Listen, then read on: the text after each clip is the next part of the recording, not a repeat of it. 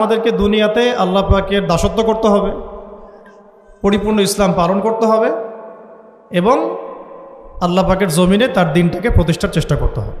এছাড়া তো আমাদের কোনো কাজ নাই পৃথিবীতে আমাদের কাজটা কি আসলে?